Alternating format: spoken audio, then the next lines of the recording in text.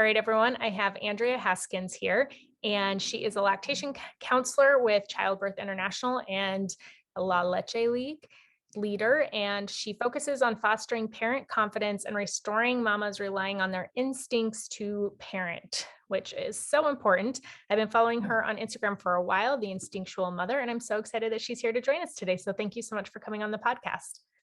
Hi, I'm so excited. Yeah, me too. Like I said, I've been following you on Instagram for a while and you crack me up. That's like, you're just like That's funny like and the you keep best it real. compliment. Like Yeah. someone said I'm funny.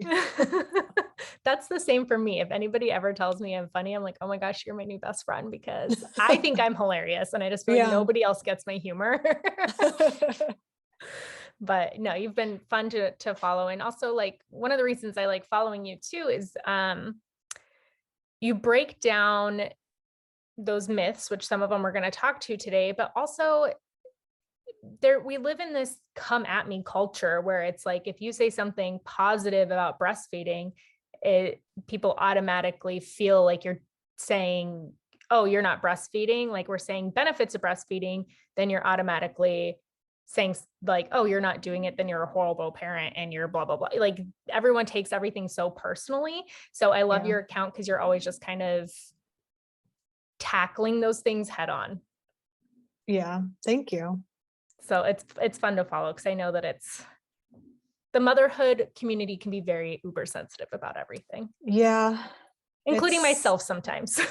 yeah. Social media is like a blessing and a curse.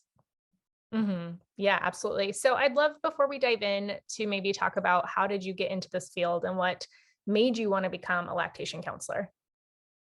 Well, a lot of times a lactation professional will have a super hard breastfeeding challenges that they had to overcome and they were like inspired. I really didn't. I did, well, I'll get to that. But so once I finally like figured out breastfeeding with my first daughter almost 6 years ago, I just like loved it. I just fell in love with it. I'm like, this is amazing. I need to help everyone do this. And I was like trying to be like the go-to friend because a lot of my friends were like pregnant at the same time and they had, their babies after me. And I was like, let me know if you need any help. I'm like obsessed with breastfeeding. So then I became a Leche League leader, and that is a free community support group, and they're all over the world, international. So if you want free support, you can search like La Leche League in your area and you'll probably find a group. So I became a La Leche League leader in early 2020. And then like as soon as I was going to start hosting meetings, like the pandemic happened. So we just started like in-person meetings actually. So I had to do like Zoom meetings. So I really liked doing that. And the thing about La Leche League that I like, and it's kind of still my approach, is it's not I'm an authority and I'm telling you what to do. It's more about like community support and even just being around moms that breastfeed successfully, which I had never seen up until I started going to those meetings. So I started doing that. And then I did a training from Childbirth International for a certified lactation counselor. And I never really, like I said, had super big struggles breastfeeding, even with my first. Physically, it was more of like mentally. For me, it was like the anxiety of knowing how much or if she was eating, because everything in our society is so like regimented and, oh, you need to like look at the ounces. And it was really hard trusting myself in my body because we've been taught, our whole lives that it's unreliable to just trust your body. Mm-hmm. So that's why part of the reason why I started my Instagram, Instinctual Mothering, because I wanted to like inspire people, like to be the person I needed then to just like tell women to like trust themselves. Yeah.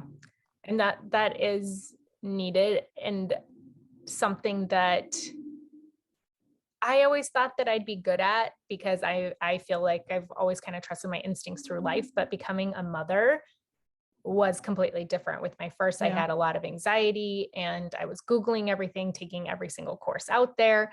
And that's something that I've learned with my second is that I'm so much more relaxed and not Yeah. worried about things and just really trying to trust my instincts because the rabbit hole I went down with my first, it was a circle, right? I was getting anxious when I was Googling everything, but Googling everything made me anxious because it's like, Yeah. oh, she's not sleeping this exact amount. She's not whatever. And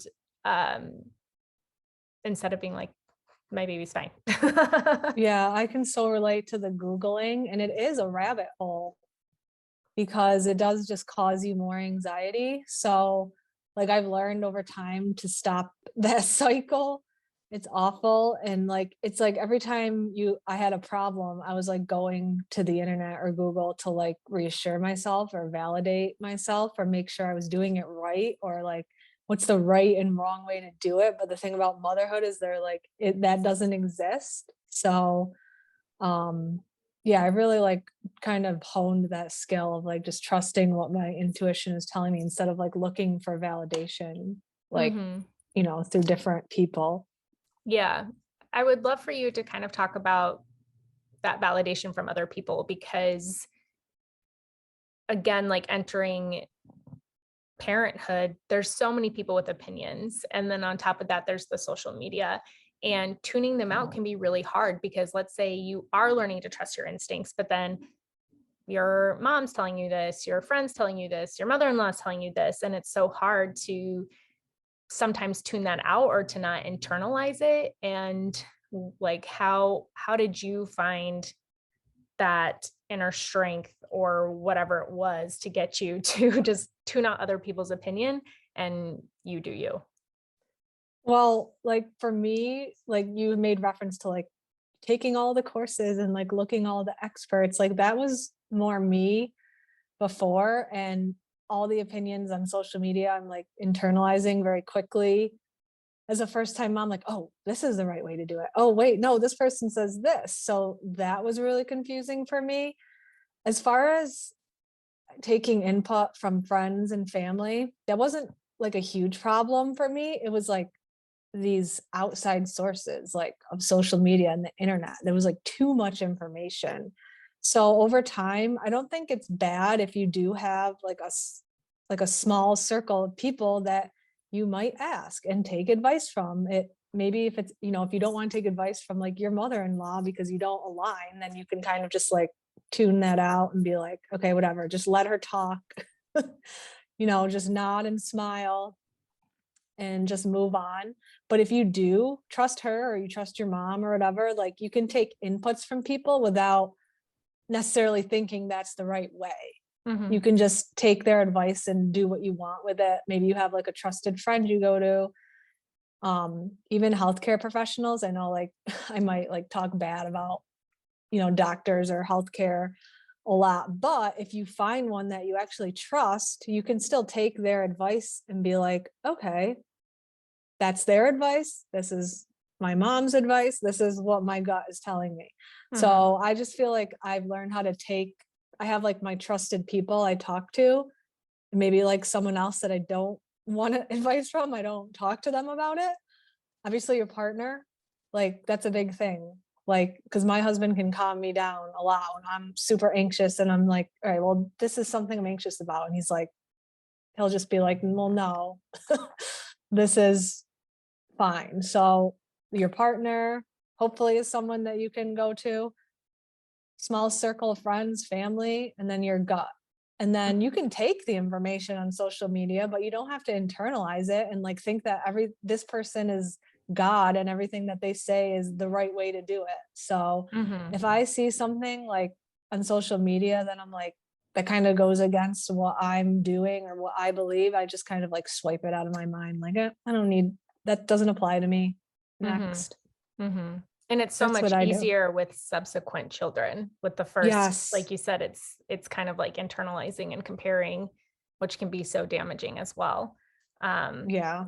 And obviously, like as a birth doula, people on here have heard me talk about things that doctors say when it comes to birth and stuff like that. And it's not that I don't like doctors. I think that they're really great for a lot of things. And a couple of weeks ago, I was at a birth and it was my first time at this hospital. And anytime I go to a new hospital, I'm always like, how's this going to be? Because I've had some interesting encounters, some like people who like hate doulas for some reason.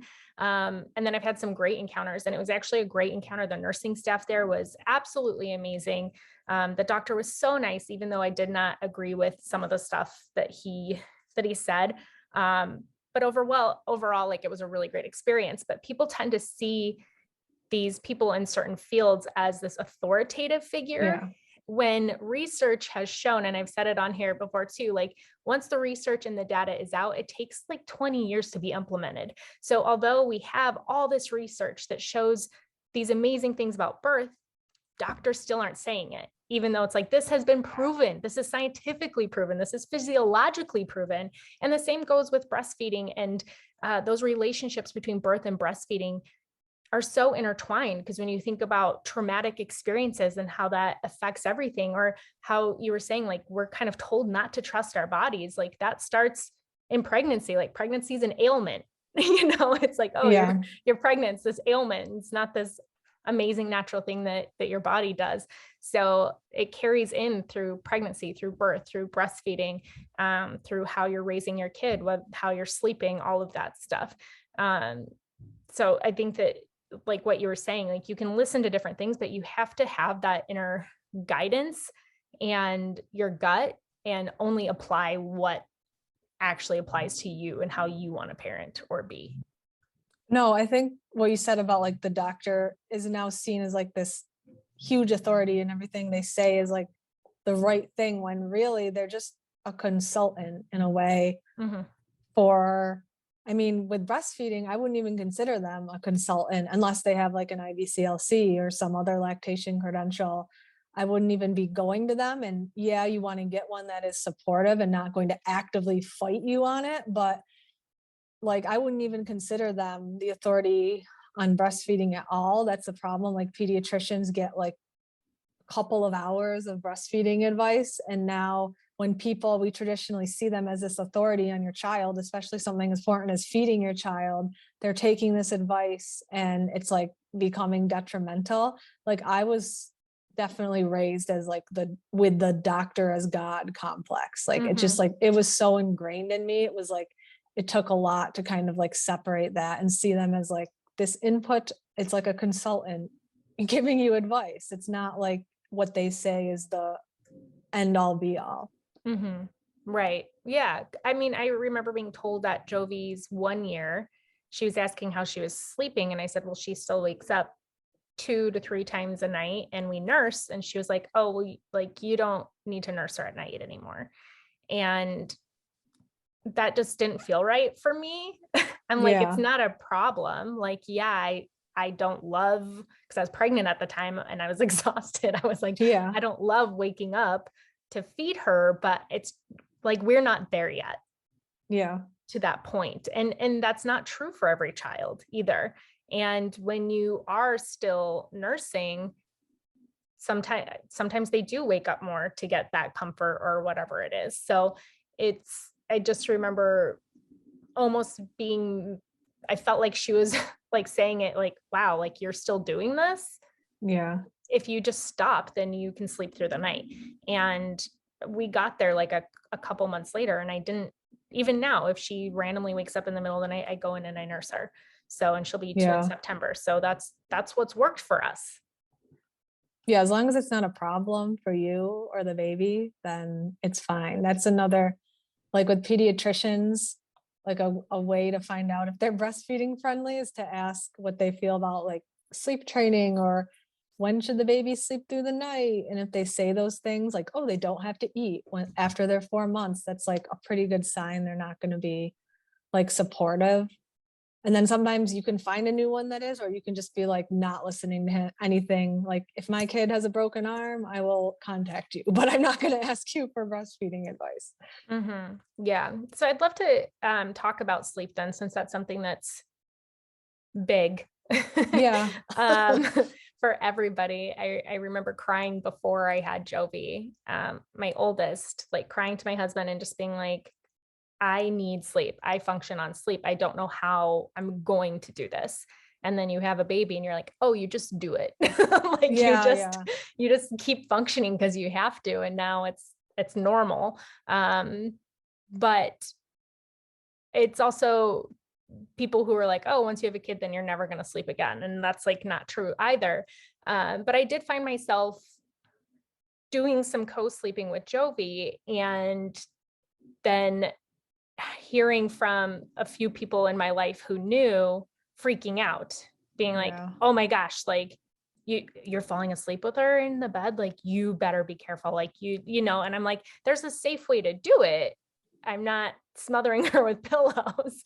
I'm making sure I was like in the C position. I had no blankets. I was doing it safely. But that was the only way that I was able to get sleep with Jovi. She, I don't want to say she was a difficult baby, but she woke up more than my second one does. Like, I woke up more with her during the night, and I remember like falling asleep in the rocking chair once or twice and being like, that's what's dangerous, like, is falling asleep in the rocking chair. Like, you can't do that. So Googling safe bed sharing and trying to figure it out, and really feeling like there was nobody supporting me, was hard. Although my mom did it with both me and my sister did it with her children. So I felt like they were my only two people I could like talk to. My mom would be like, just bring her into bed, and then, you know, and everybody else is like, no, you're going to kill her, basically, is what you're being told. Yeah. I think that message that you're going to kill her and bed sharing is never safe is just weirdly unnecessary. It's just so random. Since other things that we do carry bigger risk, in some cases. And the problem with like the abstinence or bed sharing is never safe message is you get the people who fall asleep in the recliner or the couch, because they're afraid to go to the bed. And that's like a lot more dangerous. And actually, like, some of the majority of co-sleeping deaths are linked to stuff like couches and recliners. The thing that irks me about the recommendations with co-sleeping from like organizations is like it goes in direct conflict with like the breastfeeding relationship, because we know that like night nursing is super important for supply, especially in the beginning. And, you know, the whole, because what do you do if you can't sleep and you're not going to co-sleep? You probably sleep train, and that can lower your supply and cause issues. So I just feel like they're saying that breastfeeding is important, but they're not fully giving us tools to like actually support it and do it successfully. So like, you know, some of the rules around it, I just don't think it deserves. Bed sharing doesn't deserve the vitriol and shame that it gets. It's very confusing to me. So like there was this article from NPR that I had read that said like, so like you had mentioned the Safe Sleep 7 from the Leche League, where you make sure that conditions for suffocation are low risk, because SIDS is not suffocation, and the organizations are not making that distinction. Right. For some reason, SIDS is an unexpected, sudden infant death without known cause. And they've been coming out with different like reasons. Like they just came out with that the babies lack some enzyme. And we also know that like premature infants, it has something to do with their lung function, are more prone to SIDS. Different like metabolic functions could be theorized as a cause. Like there's all these different theories, but there's still not a lot of like headway into figuring out and trying to prevent it. So they focus on the suffocation risks, which is totally different. Right. And you can do things to lower suffocation risk. You can't really do much to lower SIDS besides breastfeed, not have a low birth or premature baby, which you can't really control, I guess. Smoking is one, right? Oh yeah. Smoking is like the number one risk factor. Anyone in your house smokes, you smoke. Going to bed, well, no, because going to bed intoxicated would be something you can control. Smoking actually like lowers their lung function, because you're breathing out like carbon monoxide. So I guess like they don't make that distinction. So if you're lowering your risk and you have like a full term, low risk baby, don't smoke, you aren't intoxicated, you are breastfeeding, the risk is pretty low. And some studies are going to show different, like, oh, it's 3 times as big or whatever. Like different studies show different things. The one article I was looking at said, okay, so if you have a low risk baby and they sleep in a bassinet next to your bed, right? That's the best case scenario. That's like in an ideal world, right? Is what the AAP recommends. Like it's the chance of dying of SIDS is 1 in 46,000.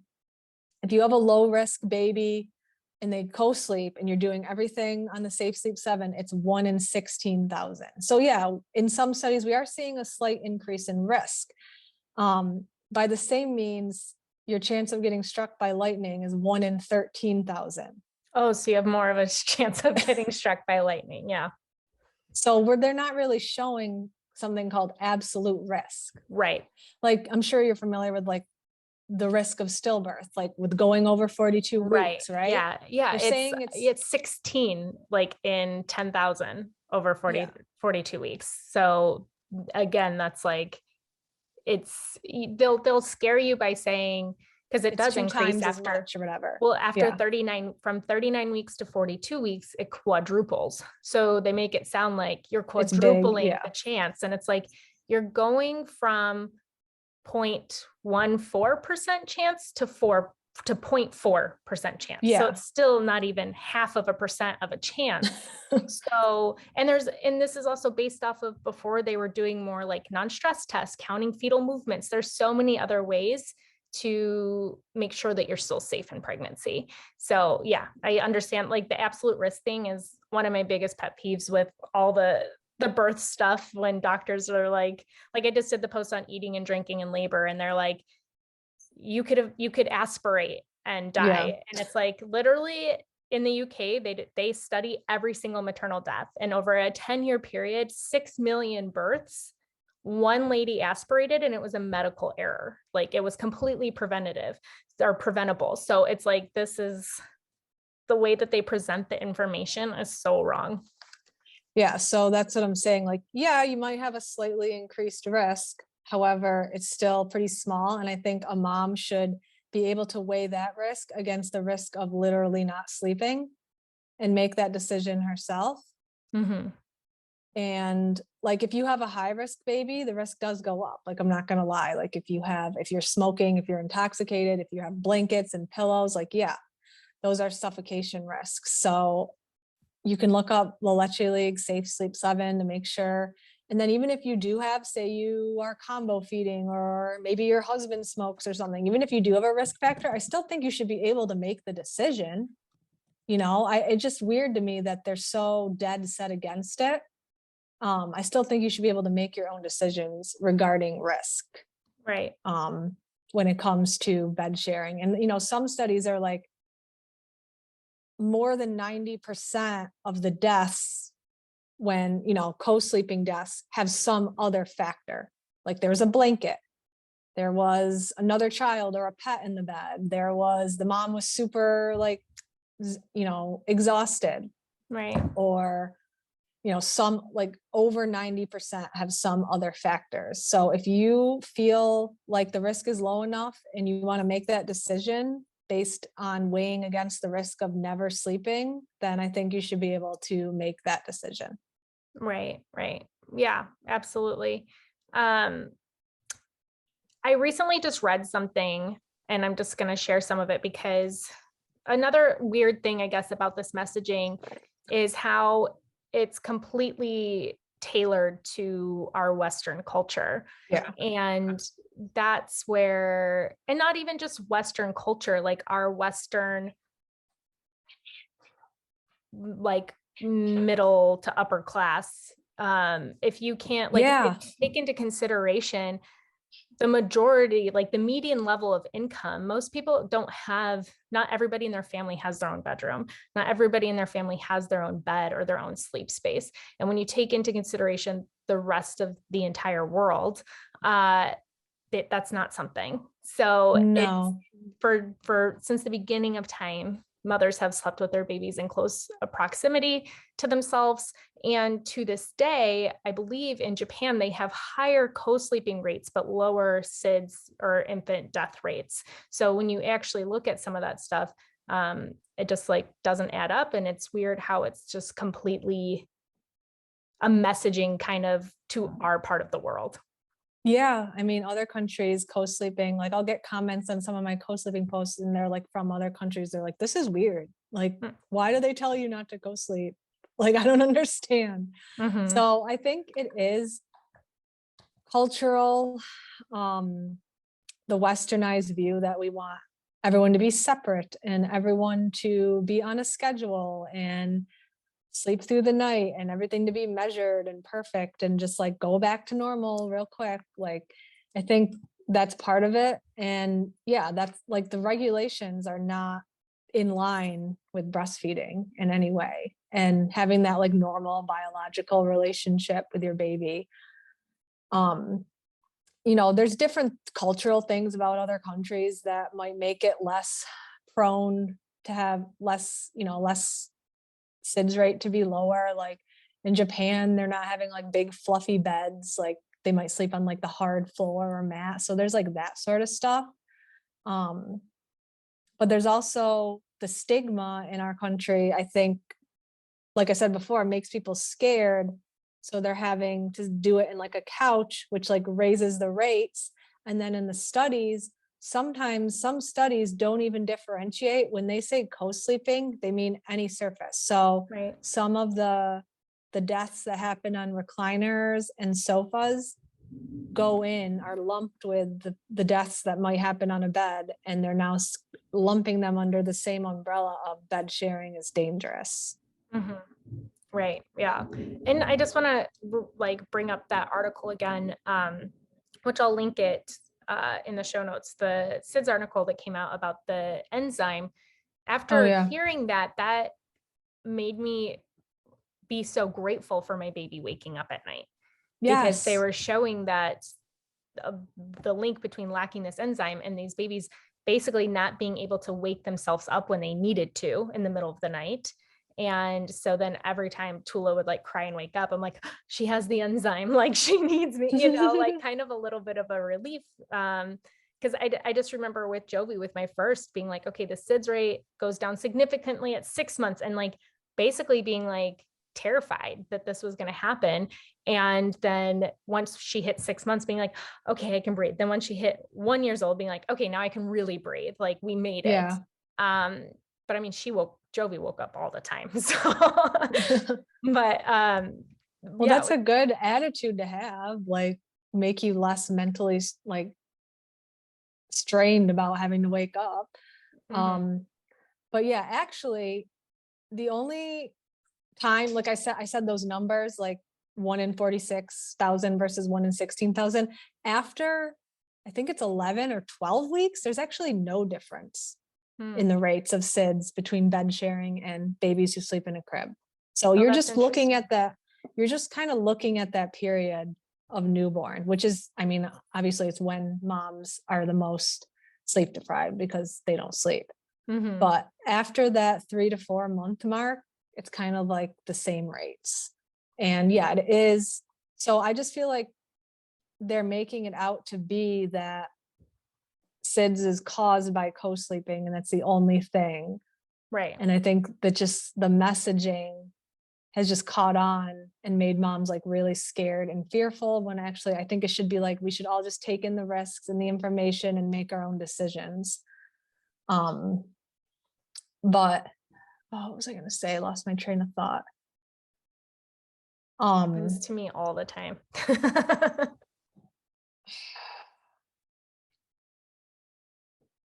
I don't know. Sorry. That's okay. You cut that part out. Oh, no. Okay, I remember. Okay. So in my ebook, I have an ebook, Your Breast Sleep, and it's all about like these, what we're talking about right now, the myths on co-sleeping. It talks about the different theories of the mechanisms of SIDS. And this was before this new article came out with this new study, but some of them it's all stems from the reason is they lack something that arouses them. Right. Like their brain does not wake them up when they stop breathing for some reason. So that is different than suffocation in bed, which we can lower risks for. Right. Right. Yeah, absolutely. So we know that kind of sleep can impact supply, but also there's other things that can impact supply too. And I know one thing that you talk about is finding a way like to combo feed in order to help support your nursing journey. So I'd love for you to touch on that, because sometimes people feel like it has to be one or the other. Like, oh, my supply isn't where I want it to be, so now I'm strictly just going to formula. Yeah. So actually, some studies have shown like babies can have as little as 1 to 2 ounces of breast milk a day and still get benefits. So I think anything that keeps you breastfeeding for longer is a good thing. So everyone probably thinks I'm like so against combo feeding or formula, but like, moms go through a lot that is out of their control sometimes, and we try to control everything that we can, but sometimes with like birth interventions, or like we were talking about medical professionals giving bad advice, like just things go wrong. And once you get to a point like, over 12 weeks, it's hard to get that full supply back. Even with things about low, everything with low supplies, create more demand and you'll get more milk in theory, right? But the practicality of that, I mean, I've given moms pumping plans like, I want to raise my supply. Okay, pump every 2 hours, until you see a result. But I say 10 to 14 days should be the max, because you don't want to be burning yourself out. And there's a difference between what's raises supply and what's actually sustainable mentally and physically. So when you get to that point where you're like, I'm just going to combo feed and that's what I'm going to do, and you feel like at peace with that and you've tried everything, there are like ways to do it that support breastfeeding. One of those ways is making sure you're doing paced bottle feeding. I mean, you can, like, lots of people have info on this online, but basically you don't want to be dumping the bottle into the baby's mouth just like straight off. It's more of a holding the bottle perpendicular to their mouth, letting them kind of work for it, like they work for it at the breast. Sometimes you can get a flow preference with babies, meaning they get used to just gulping down the milk in the bottle. And then when they get back on your breast, they're like frustrated. So that's one thing. Another thing is there's different ways to supplement. You could supplement like a couple ounces or however much, like your plan. You definitely want to work with someone to do this, to create a plan. I think one thing is when people just start supplementing without any guidance on it, that lowers your supply in itself. But I mean, you can supplement a couple ounces after every feed. Maybe you just do like 1 bottle a day. Maybe you could just do 1 bottle every couple days, like when you see you need. So there's different ways you can combo feed. But like, just because you have to doesn't mean your breastfeeding journey is done. If you can always try to empty the breast first, put him on the breast first. And then, if he's still hungry, you can, like I said, 1 or 2 ounces afterwards, you can do that. A lot of people sometimes will breast or bottle feed with breast milk or formula during the day, and then they breastfeed throughout the night because you have more supply at night and your prolactin levels are higher. So, I mean, you can do that. You can breastfeed all night. And that's why I think co-sleeping comes in, because it's supportive of the breastfeeding relationship. You're supposed to be feeding at night because that's when your like supply is the best. So that's where like you can get in a groove where you're co-sleeping and you're breast sleeping all night, where the baby just kind of feeds all night on and off. And then say you need to, combo feed during the day, you can do that too. So, is there any like specific questions that you had about it? No, just that I think everything you were saying was great. I feel like a lot of people don't maybe take some of that into consideration, or even if you're frustrated, because finding the right support can be really hard. Yes. There's some people that breastfeeding comes super easy for, and other people that it doesn't. Thankfully, breastfeeding has been pretty easy for me, but we've had a completely different kind of journey. We're still going through it with my youngest. She's had 12 weeks of therapy so far, and her latch is still not great. She's gaining weight. She's doing a lot.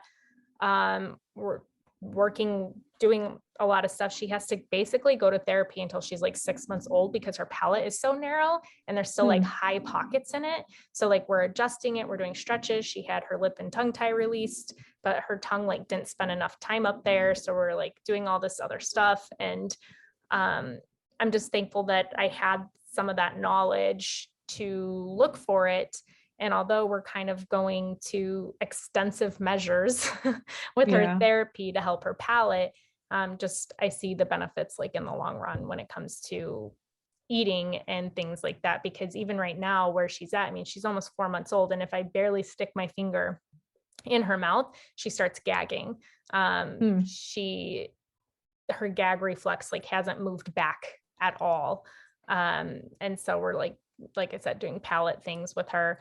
But that could affect eating when we start introducing foods at 6 months. She might not want it. It can affect so many different things. So we're kind of, like I said, going to extensive measures, but both my girls had tongue and lip ties pretty severely. Like I'm not medically trained to see them, but especially the lip, you're like, oh my gosh, it was so thick. And so still just kind of working through some of that stuff. So they've latched and gained weight, but neither one was like nursing properly. And we're still working with poor Tula girl to do that. So yeah, like tongue tie and oral airway stuff is a whole other podcast. Yeah, I mean, for sure. I'm not an expert on that either, but that's the thing with low supply. Some people they just don't know these things exist, and they have these oral restrictions or whatever anatomically is happening with the baby, and they're not removing milk. So they get stuck in, the baby's not removing milk. So that lowers supply, and then they get stuck in supplementing. So I guess the thing with low supply is kind of getting to the root cause and then creating a plan with someone to whether it's going to be temporary to raise your supply, or this is what I'm dealing with and we're going to do this and supplement as needed. So some people, because of issues that have happened either after birth or whatever, oral restrictions, and it's been so long, you're just never going to get that supply back. But sometimes there are things you can do, especially if it's early, to kind of boost supply, get a plan temporarily, and then maybe even go back to the breast and, exclusively breastfed. But I think where people get tripped up is, oh, the baby's crying, he's still hungry, I'm just going to top him off a little without the support. And that can lower supply because it tells your body not to make as much. Without a plan and support, it's like that's a recipe for lower supply. And it's not the mom's fault. It's just, unfortunately, this information is not really out there in the mainstream. And sometimes even like pediatricians will like say tongue ties aren't a thing, or, oh, just supplement, it's no big deal. So it's unfortunate that we kind of have to just like be our own advocate. Like, I guess you should anyway, but you really do when it comes to breastfeeding, because the pediatrician who is seen as like the authority on your baby and feeding your baby is not like trained in that. So you have to kind of be your own advocate, because no one's going to save you. And I know like not everyone can afford these therapies, like the body work and the tongue tie release. And that's unfortunate. Hopefully when it becomes more mainstream, like, insurance will start covering some things. I think one option is asking for different funds on your registry. Like everyone's so like willing to go buy like a $1,500 bassinet, but to ask for like support for your lactation, or ask for, whatever else it might be, a postpartum doula, it's like seen as taboo to ask for that and have that be what you need for support instead of like 500 baby blankets. Yeah. Well, the good thing that, I mean, at least I heard in Illinois, is that, I mean, some states require that like speech pathology has to be covered. And you can actually do early intervention with ties, and Oh, a speech pathologist could work with them for exercises, because a lot of people don't know that's connected to speech. If their palate isn't right, if their mouth's not developing correctly, that can affect speech. So there is some sort of early intervention that could possibly help with ties and with in occupational therapy. So that's also like an avenue to potentially explore if you're in that boat. Before we wrap up, I know this wasn't like on our list to talk about, but I'd love to touch on weaning. I talked about it a couple months ago with somebody on here, and we talked more about like the emotional aspects of it, and how it can be hard to be ready, whether you are or your kid is. I know that I'm getting to that place with my oldest. I'm just really tired of feeding two kids. Not like yeah. all the time, like sometimes it's fine. I've already set boundaries around it. Like we don't nurse during the day. We nurse around sleep. So before and after bed. So that includes like night and nap time. But if she asks during the day, I give her cup, I give her a snack, I do other things. But I am getting to the point where I'm like, okay, maybe we cut down even more. But it's different because I'm nursing another child too. But Yeah. um, the behind that, like, how do you, maybe if you're coming to that point, like slow down your journey? Is there like a scientific thing with your breast? Do you have to dry up your own milk? Like, I don't know how any of this works. Yeah. I mean, I'm coming to that journey too with my son. He's 2.5. Definitely not like emotionally ready to do it. Ideally you do it as gradually as possible. So cutting down on like one feed for a couple weeks, a month even, or even longer. I mean, it depends on everyone's particular journey and what's the reason you're weaning. But doing it gradually is the best for your body and your hormones, because obviously just stopping cold turkey is going to, plummet your hormones. And it could cause like, mood issues. You don't need to necessarily do anything to dry up your milk unless you are experiencing like you're uncomfortable or engorged, or you're doing it abruptly. Like typically the only time I would see recommended people take like Sudafed or drink like sage tea is when they're doing it like abruptly. So when you do it gradually, you don't really have to do anything special unless you're uncomfortable. But just one feed at a time. I think the feed before bed is the last thing to go for a lot of kids. It might be different. Like my son, I could see cutting that one out before the feed before nap. Because if he doesn't nurse to sleep and nap, he doesn't sleep. So, Yeah, and same with like, mine. so for me, like my son, I'm trying to cut out the morning one. When he just wakes up. I tried unsuccessfully this morning. But typically there's a couple of ways you can go about it. You can like shorten nursing sessions, like, oh, just for a little bit. Okay. And then I'll say like, okay, we're going to cuddle now. And then, or you can delay, let's lay down a little bit. And it depends on the age of your kid too, because if they're Right. under 1, they probably wouldn't understand this, but with a kid like 1.5 and older, you can say things like, all right, we're going to lay down now and you can have Milky in about 10 minutes. And then you can delay or you can like distract.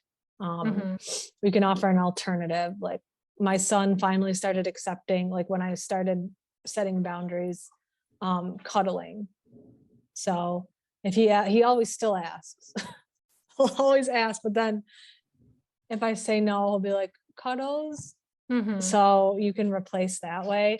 I think with an older kid, it's also important to prepare them like mentally.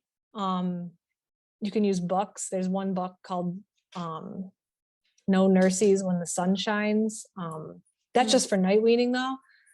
Another gal on Instagram that's a good follow. It's at Seb the series, SEB the series, and she has this book about weaning. Like it was like a personal story about her son weaning. So like preparing the kid, be like, well, soon you're not going to have milk at this time, and like we'll have cuddles instead, just kind of like letting them know. So I've kind of like started that process with my son. even though it's still like months away. Mm-hmm. Yeah. Yeah. I feel like Jovi, I'm going super slow. Like I said, we're down to just like around bed. And before, I feel like I could cut out the night one before the nap one, because before we go down to bed at night, I did start timing it. And because I realized we were just nursing forever. And it's like, well, now I have another baby. So Yeah. I can nurse her for 5 minutes and be like, okay, now it's time to go to night. And she goes, okay. And she goes in her bed. But nap time, if she's not like nursed to sleep, it's the most miserable nap time ever. Like either she doesn't go down or she's up within just, it's not like the normal nap, a good Yeah. nap. And I unsuccessfully have tried cutting out mornings as well so far. So, but she just nurses forever in the morning. And I'm just like, oh my gosh. And side, she wants the other side. And then they're both awake. And then I'm like, trying to get them both. And one's mad. And I'm like, It I sounds can't. exhausting. Yeah. Yeah. I mean, for you, it's a little different because like when you're weaning an older kid, it's usually like out of sight, out of mind, but Right. they're not out of sight. So that's gotta be difficult. Yeah, for sure. But I think I like how you just talked about kind of the slow approach method, and that obviously that's what I'm on right now. But you gave a lot of great tips, and I'll link that sub the series in the show notes as well, because there's so much that can go into it. Um I Another thing feel, is like, sorry, go ahead. oh no, I was just gonna say, I feel like Jovi's the kid that would nurse forever. Um, but I know that at some point we're going to want to have another baby. And I'm like, I'm not Yeah. going to be nursing two kids and be pregnant. I can't. Yeah. That's a lot. Yeah. Wow. Another thing is like, yeah, they're gonna protest, especially if it's a toddler. And I feel like a lot of people are like, oh, I don't know what to do. Like, I just can't. They cry, so they immediately like give them the boob. Which sometimes, yeah, you're just gonna be like, whatever. I don't feel like dealing with this right now. Right. But it's okay for them to cry and just like get out their feelings. And you can just be like, yeah, you really wanted Milky, and we have to wait. It's sad. It's hard for you. And then Mm-hmm. just like comfort them through that. And then I don't know, my son pretty quickly caught on. Like it was like a week of him being pretty angry at night and then finally accepting we'll have a cuddle. Mm-hmm. Yeah, I know. I need to start doing that. It is hard. Like you said, it's just like easy to kind of be like, oh, I just don't want to deal with this right now. I feel I like know, yeah, that's the point especially that when I'm you're at. tired, Right. like and with a newborn, like yeah, I It's wouldn't, I like, mean, it's just easier to like just nurse you. and like like your partner can help too. And a lot of people do this while weaning, or like they'll just go sleep in a separate room. For me, that's a little bit harsh on the kid. Like some people would even like go on vacation and be like, for me, that's like a little bit, maybe not the gentlest way. But if you have to wean for some reason, it is a method. But when I was at night weaning my son, my husband would stay with him while he was crying, because like he would like physically abuse me, my son, to get Yeah. to my boob. So in some cases, it's easier to have your partner kind of comforting them instead of you. Mm-hmm. Right. Yeah. Yeah, absolutely. There's a lot of different ways to try, and you have to figure out what works for you. I am going on a Yeah. girls trip in September for my mom's 70th. I am bringing Tula with me because she'll only be 6 months, so I don't feel comfortable leaving her, but my daughter will be 2 and I'll be gone for 3 nights. So I'm like, Oh, wow. yeah, I'm like, maybe she'll wean, but we are like, my plan is to slowly cut way down before then. And we do talk about it. Like I tell her, especially when she and Tula both want to nurse, I'm like, Tula's a baby. She needs this, why don't we get you Yeah. a snack? So I'm like, maybe she'll completely wean then. Yeah. I'm sure I'll be That could emotional be. either way. Like I'll be emotional leaving her because I've never like gone out of town without her before or left her for a night. So Yeah. I'm sure I'll be emotional anyways. But yeah, we'll see. That's not the purpose of the trip. isn't to Yeah. wean, but I'm like, knowing her though, I'm going to come home and the first thing she's going to say is boobies. Like, Yeah. she's like, oh wait, you're back. That means your boobs are back. Yeah. That's what my son will do when I go pick him up from my mother-in-law's after this. He's Yeah. like, Milkies. Yeah. Right. You're like, what about me? What about the rest of me? I'm not just giant boobs to everybody. That's so funny. Yeah. Well, I just want to thank you so much for your time and coming on and having these conversations and just talking about instinctual mothering and the breastfeeding relationship and sleeping and all of that, just because it is all super intertwined. We all have to feed our babies and we all have to sleep. So Yeah. these are important topics. Where can everybody listening find and follow you and learn more about you at? I mean, my main hub is at Instagram at Instinctual Mothering. Like all my links to my freebies and stuff are there, and my ebook on the myths of co-sleeping. And then in August, I'm going to be having my breastfeeding preparation course launching again. So if you're pregnant, you should definitely check that out. I have a wait list to get on. And I'm pretty much on Instagram all day. I probably should put my phone down more. So I'm pretty responsive over there. So I feel like we you can catch probably me all over relate. there. Yeah, we Yeah. can all relate to that. Awesome. Well, thank you again so much for coming on the podcast. Yeah. Thank you.